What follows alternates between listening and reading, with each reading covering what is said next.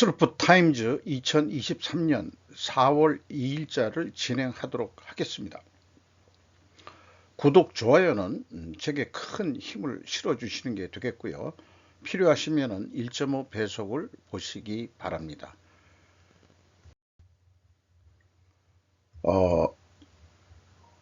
코리아 헤럴드 뉴스인데요. 카페가 공부하는 곳인가요?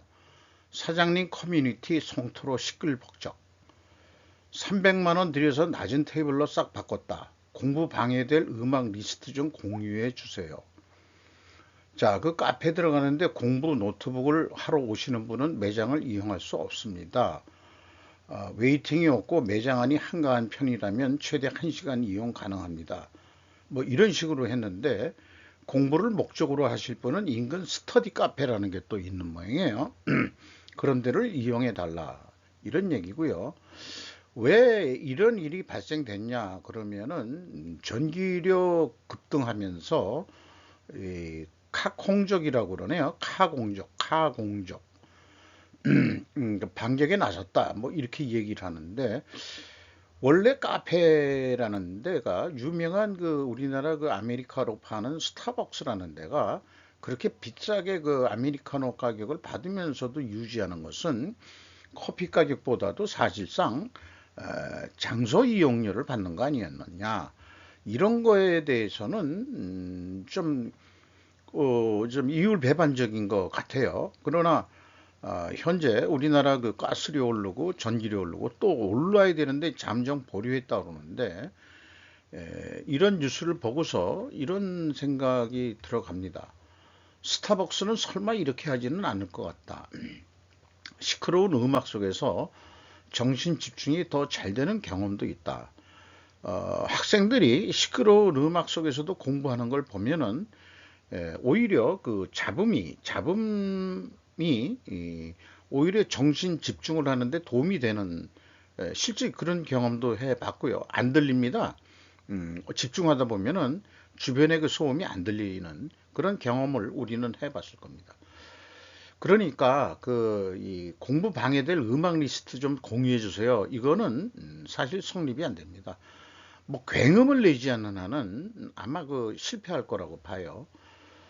전기료를 조속 현실화하면 상황은 더할 듯, 공멸의 길로 가는 것 같다는 느낌을 받습니다. 업주도 손님도 서로 적절히 배려하면 해결될 문화다? 글쎄요. 극심한 불황 속에 점차 현실은 빡빡하기만 하다. 저렴하게 공부할 곳을 찾는 손님도, 전기료 걱정이 태산인 업주도 모두 그렇다. 참 그런 걱정스러운 기사인데, 그럼 만약에 집에서는 공부할 상황 분위기가 안 되냐 그러면은, 그렇지 않을 경우도 상당히 많겠죠. 또 요즘 이 도서관은 뭐 시립이든 국립이든 노트북을 가지고 들어가서는 안 되죠. 그런 사람들이 생기면 곤란하니까, 사물함에 다 두고서 책만 빌려서 읽고 가는 건 되는데, 아마 노트북 가지고 들어가고 다른 책을 가지고 들어가서도 안 되는 것으로 되어 있습니다. 고속버스 터미널 뒤쪽인가 국립 도서관이 있잖아요. 거기를 한번 또 가서 이용해 봤는데, 매우 좀 불편하더라고요. 뭐 그런 적이 있었습니다. 그래서 더 나가서 제가 이제 제 얘기나 마찬가지입니다. 카페와 사우나의 이 업종이 경쟁할 것 같다. 스터디 카페가 아니고. 왜 그러냐? 자, 읽어 보겠습니다. 사우나도 요즘 연료비의 전기료 부담으로 문을 닫는 곳이 많아졌다는 얘기를 들었습니다. 사우나도 잘 찾으면 휴게실에 조용한 장소가 있고, 또한 인터넷도 사용할 수 있으므로 카페에서 공부하듯이 노트북 가지고 가서 몇 년째 애용하고 있다. 제 얘기입니다. 휴게실 매점에서 싼 아이스 아메리카노 하나 사서 시간을 보내다 보면은 중간중간 집중력이 떨어지고 하면은 그 세미 헬스 기구도 있고 또 한증막도 있으니까 본전은 뻗고 온다고 생각합니다. 대신 책상이나 의자가 없으니까 바닥에 앉아서 해야 되는 거죠. 이렇게 바닥에. 요거는 뭐 신세계 싸움나라고 네이버의 그 이미지 거를 가져왔습니다. 어, 이거 뭐 여성 휴게실 전용인 것 같은데, 비록 돈은 조금 더 들지만 작업뿐만 아니라 간단한 운동과 한증맛도 이용하면서 건강을 유지할 수 있다. 제 입장에서는 투자할 만한 금액이 되겠습니다. 그래서 이렇게 그 얼굴이 이 반반합니다. 그 피부가. 그리고 사우나 이발소의 뽕짝 메들리라고 또 하나 제목을 붙여봤는데요. 제가 오늘 머리를 깎았습니다. 그런데 이발소 사장은 배경음악을 뽕짝을 틀고 있다. 소리 볼륨을 낮게 할 뿐이다. 단골로 이발하면서 익숙해져 간다. 자신은 다른 음악은 쉽게 식상하지만 뽕짝 즉 도로또는 그렇지 않다는 것이다. 제가 물어봤어요. 혹시 댄스 하시나요? 춤추시나요? 이렇게 물어봤죠. 역시나 즐긴다는 답변이다. 이런 얘기입니다. 주 40시간 일해서는 세상을 바꿀 수 없다. 80시간에서 100시간은 일해야 한다. 미 법정 근로 시간 40시간 넘으면 시급 1.5배. 우리나라도 그 1.5배죠. 이 시급 그 시간에 8시간 넘으면은 연장 근로 한도 없어. 고액 영농자 규제는 제외하고. 머스크 트위터 인수 24시간 연중무휴 요구. 한국은 구로의 등대 논란 후 장기간 근로 관행 없애는 중. 구로의 등대는 한번 찾아보시기 바라고. 그 고액 연봉을 받는 근로자는 연장 근로에 따른 수당도 없다. 화이트 칼라 이그젬션이라는 제도인데 육체적 업무를 하지 않는 그 사무직 화이트 칼라는 연봉 10만 7,432달러라고 하는데 약 1억 4천만 원 이상인 근로자는 육체 노동자가 아니고 사무직 근로자들은 연장 근로수당을 지급하지 않아도 된다라는 게 미국의 제도인 모양입니다. 규칙적인 임금으로 일주당 684달러, 약 90만 원 이상을 받는 관리직과 전문직 근로자도 포함이 된다. 주당 약 90만 원. 그러면 4 곱하면 360만 원. 이런 사람들은 잔업 안 줘도 된다 이런 얘기 아니에요. 우리나라 그 뭐 지금 뭐 69시간 뭐 이런 거 좀 다른 나라 제도 많이 좀 더 연구해 가지고 좀 개선을 해야 될 것 같아요. 요 사진은 지난해 11월 사무실 바닥에서 쪽잠을 자는 트위터 직원 에스터 그로퍼트라고 되어 있네요. 이렇게 사무실 바닥에서 잔다 그런 얘기인 모양인데, 그러면은 1억 4천만 원 정도 연봉, 그럼 미국에서도 많이 받는 모양이에요. 1억 4천이면은. 그래서 4월 1일자에 제가 우리나라 2022년도 그 50개 업체를 분석하면서 1억 4천, 1억 4천 이상 되는 데가 요게 좀 위로 제가 올렸습니다. 그래서 도대체 그러면 1억 4천 받는 데가 어디냐 그러면은 현재 50개 업체 중에서는 딱이나 세 군데 나타납니다. 요 바로 밑에도 거의 뭐 1억 4천, 5개 업체 정도가 한 1억 4천 수준이라 그러면은 삼성물산, S오일, 현대건설, GS건설, 네이버, 기아, 그러니까 건설 회사가 세 군데죠. 삼성물산도 사실은 무역업을 하지만 건설업 하고 있고요. S오일 정유회사인데 GS 칼텍스나 그다음에 SK 에너지 쪽은 그 비상장으로 숨겨져 있으므로 분석을 안 해봤어요. 그러니까 이런 걸 보면은 분석해 보면은 분명히 정유회사는 1억 4천 이상 나갈 것 같은 기분이 듭니다. 네이버 역시 한국 굴지의 서비스 업종으로서 들어갈 것 같죠. 내년에는 뭐 1억 4천 분명히 넘을 것 같고, 기아는 제가 생각할 때 이제 육체 근로자들도 많이 있는데 이게 횟수가 장기 근속자들이 많아서 좀 현대차보다는 좀 많이 받더라고요. 그렇습니다. 요것이 우리나라의 1억 4천 이상 받는 업체들이 되겠습니다. 삼성전자도 여기 못 끼죠. 그렇습니다. 현대차도 못 끼고 뭐 쫙 그 이하입니다. 이하. 이거는 4월 1일 일자에 저소득층, 중류층, 상위층 해가지고 또 소개를 했습니다. 한일 우정워크 출발, 서울 도쿄 조선통신사의 발자국 걷다. 일본 그 조일신문이가 요미우리 신문이라고 하나요? 아니, 조일 아사히 신문이죠. 아사히. 예, 아사히 신문이죠. 이런 행사를 했는데 우리나라 뉴스에는 보질 못했습니다. 자, 일본은 이게 대형 신문사인데 이런 거를 보도하는데 우리나라는 이런 행사에 같이 참여하면서 우리나라는 이 헤드라인 뉴스 같은데 안 띄우죠. 분명히 언론기관들이 아, 문제가 있는 것보다도 좀 관점이 좀 틀린 것 같다. 뭐 이렇게 얘기를 해보죠. 뭐. 총 12회 일본에 파견했었다.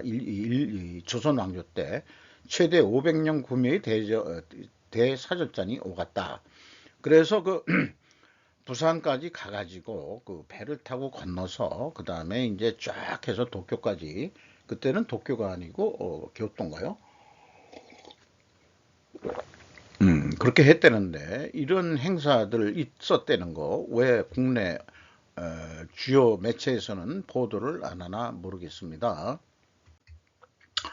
왜 일본은 미군 기지가 되었나? 전후 일본을 따르게 하기 위해서 미국이 쓴 최강의 무기 해서 현대 비즈니스인데 이게 시리즈로 이 밀약 같은 거, 현재 조약이 아닌 밀약 같은 게 있는데 전후 세계의 역사는 법적 지배의 역사다. 요거는 이제 법적으로 얘기를 하는 거고요. 그렇게 되는데 한마디로 얘기하면은 일본의 미군이 주둔하는 것은 미군으로서 주둔하는 게 아니고 유엔군으로 주둔한다는 것으로 이해가 됩니다. 여기에서 가장 중요한 것이 일본의 경제 발전이나 그다음에 이 일본의 미군이 주둔하는 이유는 전쟁이 끝나고 그다음에 다 패전 국가가 뭐 배상을 하고 그러면은 철수하는 것이 포츠담 회담에서의 서로 간의 약속이었는데 그런 포츠담 회담의 국제적인 법이 있음에도 불구하고 미군은 왜 철수 안 했냐? 그 원인이 일본 쪽에서는 한국 전쟁을 조선 전쟁이라고 지금도 부르고 있는데 이 한국 전쟁 6.25가 터지면서 병참 기지 역할을 일본이 해야 되기 때문에 그것 때문에 현재 일본이 다시 일어설 수 있는 계기가 됐다는 거 솔직히 자기네들도 이해를 하지만은 양보한 게 뭐냐? 우리나라가 전쟁이 종전이 된 게 아니죠. 휴전 중이죠. 지금도 그러니까 휴전 후에 계속해서 전쟁 중인 거예요. 북한하고 남한은. 그러니까 미군 나갈 수 없고 그 다음에 일본에서 미군 나갈 수가 없습니다. 그러니까 이 문재인 좌파 정권 때 예를 들어서 정전협정이 아니고 종전선언 또 이 평화협정 이런 거로 하면은 의도하는 목적이 뭐였겠어요? 미군 물러나라 이런 거겠죠. 그래서 이거에 대한 것이 유엔 헌장의 43조와 106조를 쓰고 깨끗이 클리어했다. 그러니까 미군 주둔에 대해서 그런 역사가 있다는 얘기입니다. 근데 한국은 한미 방위조약에 의거 미군이 주둔할 것이라고 제가 이해를 하고 있고 좌파들이 미군 철수를 주장하더라도 아무리 그래 봐야 미국은 유엔군 이름으로 주둔할 수 있다. 그러면 유엔군 이름이라고 한다 그러면은 일본군도 들어올 수 있다. 라고 볼 수 있는 겁니다. 그러니까 함부로 미군 철수하라고 떠들지 마라. 제발에 도끼 찍는 행위다. 그럼 미군이 일부 들어가는데 필요하면은 일본이 또 유엔군 이름으로 들어올 수도 있는 거 아니냐. 일부 그럴 수 있는 거죠. 만약에 남북한 전쟁이 터진다 그러면은 일본 스스로 참전하는 게 아니고 미일 방위 조약에 의해서 동맹은 한 나라의 이 침략을 당하는 것은 자기가 침략당했다고 봐가지고 참전하게 되어 있습니다. 그러면은 연합군의 이름으로 아마 한반도 이북으로 아마 그 상륙할 확률이 높다. 이렇게 볼 수 있겠죠. 그렇게 예상이 됩니다. 거기다가 지금 요즘 뉴스위크지에서는 미일 관계가 지금이야말로 중동에서 진화를 이룬 이유 해가지고 지일파의 농객들이 일본은 그러니까 이제 외국의 그 지일파겠죠. 일본은 미국과 이스라엘과 함께 3개국에서 협동해야 한다고 제언. 인도태평양에 이어 일본이 리더십을 취할 곳은 중동에 있는 것과는 뭐 이런 식으로 번역이 돼 있는데, 자, 인도 태평양 전략에서도 한몫하겠다고 나오고 중동까지 해서 일본의 역할을 또 한다. 그러면은 지금 뭐 이 지정학자가 얘기한 피터 자이안이 얘기했듯이 향후 그 일본이 그 동아시아의 패권 국가가 된다 하는 그 야망을 일본 국민들이 잘 살든 안 살든 일본 경제가 뭐 나락으로 떨어지든 뭐든 규모가 세계 3위니까 이런 길로 이 정치가들은 갈 거다. 기시다 그 현재 수상이 좀 더 젊었을 때 외무상이었을 때 네타야후 그 1914년 뭐 8년 한 9년 전이네요 벌써. 어, 이 서로 악수하던 그런 걸 하면서 일본의 힘을 중동까지 뻗치겠다. 중국이 중재하는 게 아니고 일본도 중재할 그런 수준의 나라가 되어야 되지 않겠냐 하는 구구적인 그런 표현인 거 아닌가 그런 생각도 들어갑니다. 기시다 총리 동북의 부흥 가곡 후쿠시마 국제연구교육기구 등 시찰. 결국 후쿠시마가 그 뭐라 그럴까요? 러시아 그 체르노빌 그런 것처럼 완전히 된 게 아니고 다시 부흥한다 해가지고 거기에다가 국제연구교육기구라는 것까지 들여서 이제 사람이 다시 그 살 수 있는 지역으로 만든다 그런 취지의 뉴스입니다. 대피령이 해제된 곳이 토미오 같죠. 밤의 숲지역이라는 건데 이 행사에 참석했고 이 부흥의 출발이다 이렇게 이제 얘기를 했다는 겁니다. 그리고 이제 뭐 관련된 것은 앞장하고 연결이 될 수도 있는 건데 지금이야말로 시베리아 출병의 재평가를 해야 된다. 비구니항 사건으로 유형의 폴란드인 고아들을 구한 일본군, 녹색 우크라이나 건국에서는 독립을 지원. 이게 이 만주 지역에 그 녹색 우크라이나를 만들겠다는 역사적 사실이 있었던 모양이에요. 러시아 혁명은 실상은 엽기 권력 투쟁이며 각국은 이 위험한 이데올로그로 자국에 파급되는 것을 두려워해서 러시아로 출병을 했는데 일본도 그래서 약 7만 3천 명을 파병하고 시베리아 각지에서 적군과 빨치산과 싸운 것이다. 아무르강 하구 니코라의 습 비구니항이라고 되는데 적군 빨치산이 거류민을 강타하면서 일본인 731명을 포함한 외국인 거류민 및 100개 러시아인 등 약 6천 명을 학살한 사건이 있었다. 이 사건은 일본의 시베리아 출병을 끌 요인이 됐었다. 이런 얘기고요. 우크라이나인 정치학자 그랭커 앙도리 씨는 더 그때 일본군이 뛰어줬다면 녹색 우크라이나 그 극동 지방에 그 우크라이나를 그때 세울 수 있었다. 녹색 우크라이나, 그린 우크라이나를 세울 수 있었을 것이다. 라고 역사 해석을 한답니다.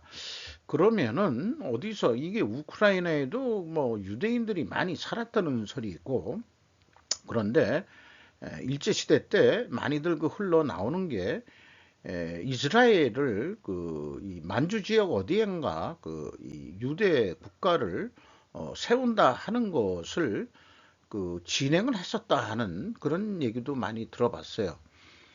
그래서 지금의 뭐 중동 쪽이든 어디든 필요하다면은 일본 군국주의 시대 때일지 모르지만 브라디보스토크에서 열린 일본군의 상륙식이다.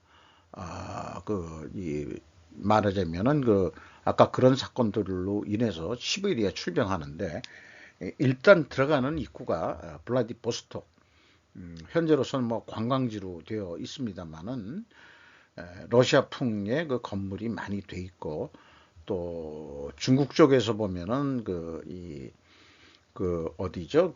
하얼빈도 완전히 사실 러시아가 거기까지 이제 백제계가 들어와서 생활했던 그런 곳인데, 러시아 혁명 때문에 말하자면은 이 공산혁명에 대항하기 위해서 여러 나라가 그쪽으로 파병을 했었었다.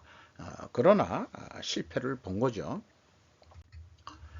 36년간 계속된 중국의 잔여 정책은 결국 사회에 무엇을 초래했는지, 내셔널 지오그래픽 뉴스인데, 중국의 출산율을 보면 1970년에는 여성 한 명당 6명에 가까웠지만 1980년에는 이미 3명 정도로 줄어들었고, 2035년까지 이 사회연금이 무너질 위험에 있다, 이렇게 되어 있고, 우리나라는 뭐 2055년에 국민연금이 고갈할 거다, 이런 연구도 있죠. 인구 부족이 결국은 연금 내는 사람도 없고 하니까 사회 경제적으로 바람직하지 못한 결과를 일으킨다, 이렇게 지적한 뉴스. 중국은 어쨌든 미국을 제치고 세계 최대 경제 대국이 될 뻔했지만 그 미래는 멀어지고 있다. 글쎄요, 인구가 많다고 미국을 제치고 세계 최대 경제 국가가 될 수 있으려는지 저는 뭐 그거에 동의할 수는 없습니다. 인도가 중국의 인구를 뛰어넘었다고 그러는데 14억을, 그렇다고 해서 세계 최대 경제 국가가 되라는 논리는 성립하지 않는다고 봅니다. 뭐 우리나라에서도 이런 모양 같은 그 사진이 많이 나올 것 같습니다만은, 그 증손이라고 그러네요. 증손이 딱 한 명뿐이 현재 없다. 이런 그 상징적인 사진을 증조 할아버지가 뭘 좀 이렇게 친애하려니까 부끄러워하는 건지 어떤 건지, 이런 재밌는 사진이 찍혔네요. 조커, 이 배우가 나온 재미있게 봤었습니다. 배트맨에 나오는 그 조커, 그런 성격의 조커가 아니고 상당히 그 사회 문제적인 의식을 깨우는 그런 영화였다고 생각하는데, 속편이 뉴욕시의 호아킨 피닉스, 호아킨이라는 배우죠. 뭐 악역도 잘하고 그다음에 뭐 다른 것도 잘하고 그런 배우인데, 아주 연기파 배우인데, 이게 뭐 양복에 먼지 뒤집어 씌우고 걸어가는 모습이 참, 어떻게 표정도 상징적으로 그 도시민의 그 어떤 그 하류층이라고 그럴까요? 그런 모습을 딱 어떻게 연출을 잘한 것 같습니다. 그런데 이제 이 영화의 그 레이디 가가, 이번에 그 윤 대통령 갈 때 피로연 때 그 블랙핑크하고 레이디 가가가 공동 공연하는 거를 요구를 했는데, 이게 어떻게 될지 매우 궁금합니다만, 레이디 가가가 여기에 그 여자친구로 나온답니다. 근데 여자친구라기보다는 여기에 그 박사, 조커의 오랜 신복이자 사랑의 관심사인 할리 퀸이라고 돼 있는데, 퀸젤 박사를 연기한다. 레이디 가가가 고단시 악한 수용소에서 조코의 정신과 의사로 일할 때 처음 알게 됐는데, 이 조코를 사랑하게 된다, 뭐 이런 얘기인 것 같아요. 시나리오가 어떻게 흘러갈지 모르지만은 관심 있는 어떤 사회 고발성 뭐 이런 건지 어떤 건지 모르지만은 이런 현대 사회의 어두운 면을 또 이렇게 조명하는 그런 영화가 또 나올 것 같습니다. 언제 공개가 될지 모르겠습니다만은, 이제 보다 보면은 이제 이 난쟁이 배우 유명하고, 이제 저도 그 많은 이름은 몰랐는데, 이거를 이런 그 유튜버 영화를 소개하는 게 그 유튜브에 많이 있죠. 여기 보면은 달빛 부부의 인물 탐구라고 해가지고 피터 딘 클리지 이 난쟁이 그 배우가 난쟁이라고 얘기해서 그거 저기 인격 모독 아니겠죠? 이 사람이 사실 연기를 되게 잘하더라고요. 몇 편 봤는데. 그리고 이게 옆에 있는 사람이 부인인 모양입니다. 음, 그래가지고 뭐 자식도 낳았다고 그래요. 자식이 둘이나 있다고 그러는데, 이거 유튜버가 이제 그 말을 그 정리한 거로 보입니다. 불행은 마음먹기에 따라 때로는 행복에 대한 가장 강력한 동기가 될 수도 있습니다.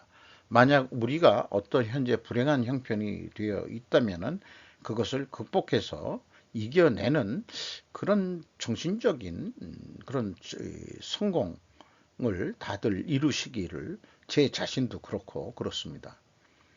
근데 영화 얘기가 나오다 보니까 또 요거를 이 편집에 넣을까 말까 하다가 하도 이 많이들 나와가지고 또 타임즈에서까지 취급을 하니까 넷플릭스의 한국 스릴러 길복순이라고 있죠. 그냥 킬이라고 하지 말고 길복순 스타 전도연이 실제 생활에서 어떻게 이끌어낼까. 전도연 씨가 결혼 안 했을걸요? 내가 알고 있기로는 그런데 요거 무슨 암살자들 훈련하는데 이제 진짜 무기가 아니고 마크펜 가지고 너는 죽었어 뭐 이런 그 표정할 때 장면인 것 같습니다. 아, 어쨌든 그 딸을 키우면서 한 중학생 정도 되는 것 같은데 딸이 엄마의 입장과 암살자의 입장 사이에서의 그 줄다리기 이런 시나리오를 가지고 재밌게 그 해서 넷플릭스에서 인기를 얻었다 그런 얘기 모양이에요. 그런데 이제 모녀 사이이지만 서로를 위해 자신을 희생하는 것을 원하지 않았다. 그는 그들이 함께 그들 자신을 찾길 바랬다. 뭐 이런 게 이제 주는 메시지로 저는 들었고 한 번 또 제가 또 인용을 한 적이 있는 것 같은데 그 딸이 그런 얘기를 했어요. 세상이 불평등하다고 그 불공정하다고 불평만 하고 살지 않아야 되는 거 아니냐. 차라리 공정한 경쟁을 할 노력을 해라. 엄마한테 그렇게 얘기를 하는 딸내미. 시나리오를 누가 썼는지 모르지만 여기에 변씨는 감동인 것 같습니다.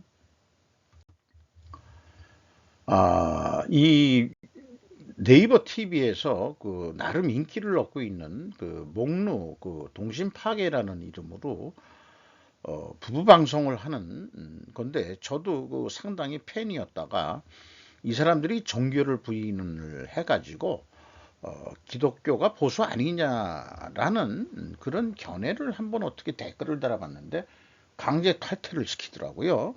세상에 참. 근데 뭐 그런 거보다도 그건 뭐 이 상당히 역사관이라든지 또 이 그 남자분이 김정민 씨라는 분인데 몽고 그 저기 그 정치외교 그 박사학위를 받은 사람이에요. 그러니까 일반에서는 미국 박사도 아니고 일본 박사도 아니고 좀 쳐지지도 않는 그런 거에서 좀 뭐 많이들 그 폄하를 하는데 저는 그 사람이 쓴 그 단군의 나라 카자흐스탄 그거 하나로 팬이 됐는데 상당히 고대사하고 천문 이런 쪽에 교양이 높은 사람으로 되어 있습니다. 그래서 이 제야사학계에 대한 얘기를 한 1, 2부로 풀어갔는데 고대사를 우리나라는 정교화한다. 단군교 같은 거, 뭐 이런 거, 그런 게 있죠. 그 다음에 그 동학에 영향을 줬대는 그게 무슨 학이라든가 뭐 잠깐 뭐 있습니다만은 그리고 근대사를 또 성역화하지 말라. 왜 동학나는 좌파 새끼들은 동학혁명으로까지 역사를 풀어매기는데 이모군란은 왜 이모혁명이라고 얘기 안 하냐.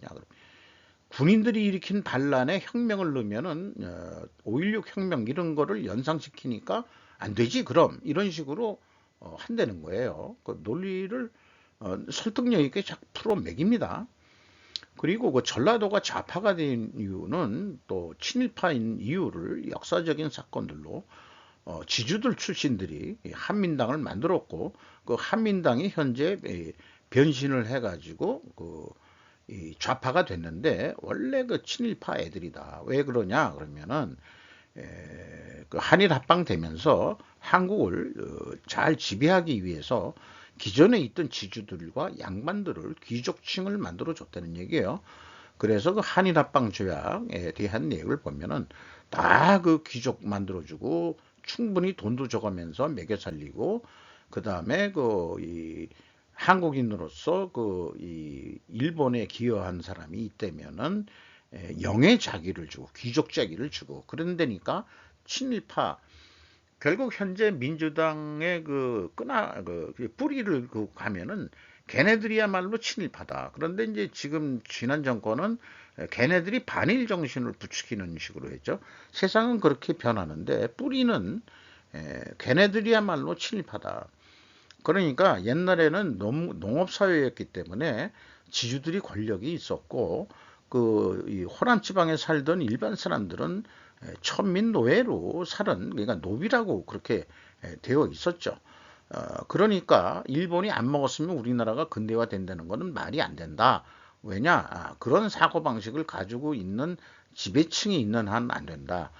근대화를 하려고 그러면 산업화가 돼야 되는데 산업화에는 그때 그 공장에서 일하는 노동자들이 필요한데 에, 농사는 그냥 학교 안 가도 충분히 일을 할 수 있는 거지만은 산업사에서 일을 하려면은 글자도 읽을 수 있어야 되고 어떤 매뉴얼 같은 거를 보고서 기계를 만질 수도 있어야 되고 그런 거기 때문에 국민교육을 의무적으로 시키고 뭐 이랬어야 되는데 천자문도 못 읽게 했던 그런 우리 그 조선 아니었냐 이거죠. 뭐 양반이라는 이름으로 써 있는 사람들은 기본적으로 초등학교 들어가기 전에 어려서 초등학교 1번 그 국민학교 옛날이라고 그랬죠. 국민학교 들어가기 전에 천자문을 그 천자문을 떼었다 그러죠. 천자문을 어려서부터 초등학교 그 1학년, 2학년 수준이면은 과거에는 다 그 천자문을 떼었다. 그래서 한자들을 많이 알고 있는 그 과거 우리네 위의 선대들은 한자를 그렇게 또 많이 알고 그랬었죠. 뭐 논리를 제가 얼로 풀어나가는지 모르겠습니다만은 자관 지금 제야사학계 애들이 역사를 근대사까지도 왜곡을 하고 있다 이런 얘기예요. 청나라와 고종은 한패였다. 그리고 그 손병희가 일본에 가서 어떻게 먹고 살았나? 24명의 유학생 모두 일본이 지원해서 따라서 동학나는 친일적일 수밖에 없게 그 성격이 변해버렸다. 이렇게 설명을 하고 있습니다. 이것에 말하자면은 이 옷 사이에 이렇게 오른손을 집어넣고 사진 찍는 것은 프리메이슨의 어떤 상징이라고 이렇게 되어 있습니다. 이 맨 우측에 있는 사람이 김옥균인 모양인데요. 나중에 일본에 있기도 힘들어가지고 중국에 가서 또 우리나라가 보낸 암살자한테 암살을 당하죠. 요 왼쪽에 있는 사람이 박영효라고 이름은 들어봤는데 뭐 했던 분인지 뭐라고 서재필 씨가 이분인 모양이네요. 서재필 씨는 우리가 독립문 세운 사람, 중국으로부터의 그 독립문을 세운 사람이죠. 손병희 씨 이름은 많이 들어봤습니다만 이상원으로 개명했고 사실 어찌 보면은 변절자라고 할 수도 있을 것 같기도 하고요. 근데 이제 일본에 망명했을 때 일본이 동학난을 그렇게 제압을 했음에도 불구하고 어쨌든 손병희도 받아줬고 그렇게 일본이 왜 그렇게 도와줬을까? 국가적으로는 못 도와주더라도 어쨌든 다들 자기네들이 한국을 조선을 말하자면 잘 다스리기 위한 또 말하자면은 이 친일 세력을 만들려고 노력을 했던 거 아니냐 뭐 인간적으로 도와줬다 이런 얘기 빼놓고요. 후쿠자와 유키치라는 돈 있는 사람이 많이 도와줬다고 합니다.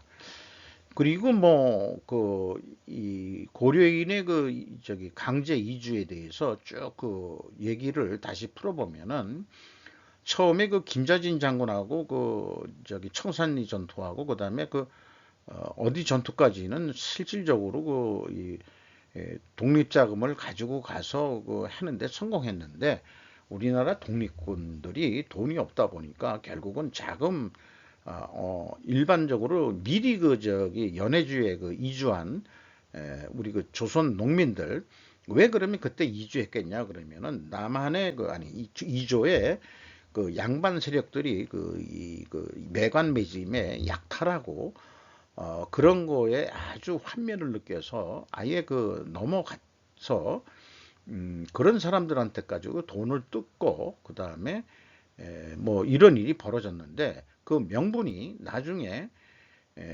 항일 운동은 맞습니다.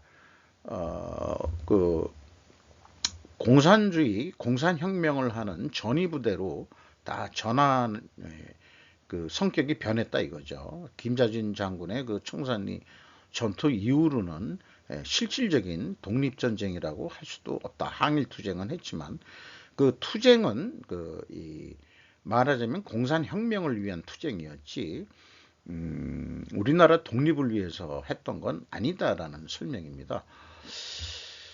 그래서 결국 독립군이 마적단 성격으로 변하는 성격도 있기 때문에 연해주에 사시는 분들이 일본군한테 오히려 협조해서 자기네들도 살라고 그래서 스파이화 될 수도 있기 때문에 스탈린이 강제 이주시켰다는 거로 역사 해석을 하네요. 이것에 대해서는 제 얘기가 아니고 그 내용을 얘기한 것을 제가 그냥 옮기고 있는 겁니다만은 다만 또 안중근 의사에 대해서도 양반이 아니고 원래 향리 출신인데 향리가 월급이 없어가지고 뜯어먹는 거로 살았다.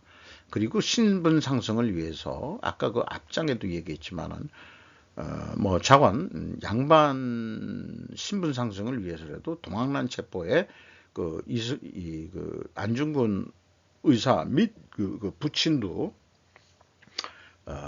참여를 했었다. 동학란 주동자들 체포하는데 뭐 이런 얘기도 제가 모르는 얘기들을 소개를 하고 있네요. 역사 공부를 뭐 많이 한 그런 소장파 뭐 학자라고 생각을 합니다. 그리고 마지막에 이 한국 좌파 진영의 고대사 부정이라는 제목인데 요거는 이제 특별히 유료로 하는 것 같아요. 그러니까 이쪽에서도 선의적인 후원만 가지고 먹고 살기가 어려우니까 이것도 생존을 위해서 듣고 싶으신 분들은 유료로 참석해 주시면은 감사하겠습니다 하고서 뭐 큰 돈은 아닌 것 같은데 또 생존을 위해서 이렇게 또 운영을 하네요. 그런데 제 위에 이 말을 쓴 것은 이 사람이 얘기한 거가 일맥상통하게 이해를 할 만한 가족사를 말씀드릴 수밖에 없는데 항일투쟁이라는 명목으로 공산주의 사회혁명 부대로 전락한 독립군 결국 그 독립군을 뭐라고 불렸냐 그러면은 마적단이라고 불렀다 이거예요. 그래서 돌아가신 부친께서 이 서울 경성에 계시다가 뭔 어찌어찌한 일로 만주로 도망을 가셨는데 거기서 마적단에도 좀 있었었다. 그러는데 그때가 이제 이 시기가 벌써 좀 초창기에 독립 군 전투가 있었던 그 시절이 한참 지나고 김자진 장군도 이미 암살을 공산주의자한테 당한 이후의 일이라서 항일 투쟁한다 뭐 이런 쪽으로도 젊은 혈기가 있으니까 참여를 해봤던 모양인데 그때 이제 공산주의를 위해서 이 마적단 같은 거하고 살기 위해서 약탈도 하고 그런 거를 일부 뭐 경험을 해봤다는 거예요. 그 마적단 내에 무슨 어떤 중요한 멤버가 아니고 밑에 시다바리 정도 어떻게 뭐 좀 일부 들어갔었던 모양이죠. 근데 그때 느낀 게 공산주의는 아니 되겠다라고 분명히 이 선친께서는 판단을 해서 1948년에 외가들은 다 안 내려가겠다고 했는데 아버지만 어머니하고 우리 큰 누님을 데리고 그것도 45년 해방 후에 바로 내려온 게 아니고 48년 거의 뭐 우리나라 그 건국한 거기에 거의 38선이 닫혀갈 때 내려왔던 그런 얘기를 해주신 게 있습니다. 이런 거에 그 부친께서 그 얘기했던 이런 거 보면은 맞았다는 일부 있었는데 거기는 왜 나오셨습니까? 그랬더니 뭐 있을 때가 아니었다고 느꼈다. 그래서 이제 뭐 그 저기 하얼빈 쪽으로 어떻게 가가지고 그쪽에서 또 좀 그 생업을 위해서 뭐 이것저것 어떻게 살았다. 뭐 이런 얘기들을 뭐 자세하게는 얘기 안 하셨습니다만은 그런 거를 미루어 봐서 이 사람의 그 이 맥락은 어느 정도 저는 충분히 이 동의를 하는 입장인 것 같습니다. 그렇습니다. 예금자 미국 은행에서 1260억 달러 추가 인출. 그 실리콘밸리 은행 그 파산 이후로 그 다들 불안해하는 사람들이 은행에서 돈을 빼가지고 금리가 오르니까 어떤 그 머니마켓 펀드로 흘러가고 있다 이런 식의 뉴스가 나와 있습니다. 어, 이 뱅크 오브 아메리카 조사 노트에 따르면 1월 초부터 투자자들은 이 펀드에 5,080억 달러를 쏘아부었다라고 얘기를 하고 있고 대유행 초기 최고치 이후 분기별 유입액이다. 이는 분기별 유입액인데 지난 한 주 동안 자산들의 600억 달러가 더 추가되었다. 이런 식으로 얘기를 하고 있습니다. 김 위원장 폭탄 주문 보고 이후에 북한 핵시설의 높은 활동량이 포착되고 있다. 자, 이런 뭐 스톡홀름 그 국제평화연구소에서의 그 어떤 의견을 얘기를 했고요. 우리 아까 그 저 후쿠시마 부흥 뭐 이런 얘기도 있었습니다만은 이 포퓰라 메카닉이라는 언론 매체에서 체르노빌의 개들이 빠른 진화를 경험하고 있다는 연구 결과가 나왔다. 인간이 살지 않는 동안 모든 종류의 동물들이 이 체르노빌에서 번성했다. 방사선에 강한 동물군 사이에 살고 있는 수천 마리의 야생 개들은 그들 중 다수는 수년 전 이 지역의 빠른 대피 과정에서 남겨진 애완동물의 후손들이다. 이런 사진이 그 찍히었습니다. 그 방사능 지역에서 안 죽고 살아남았으니까 뭔가 진화를 하지 않았겠느냐 이런 얘기인데 현재로선 가설이다. 이 가설의 첫 단계일 뿐이다. 이렇게 얘기를 하고 있습니다. 이상 4월 2일자 스루풋 타임즈 편집한 내용을 읊어봤습니다. 감사합니다.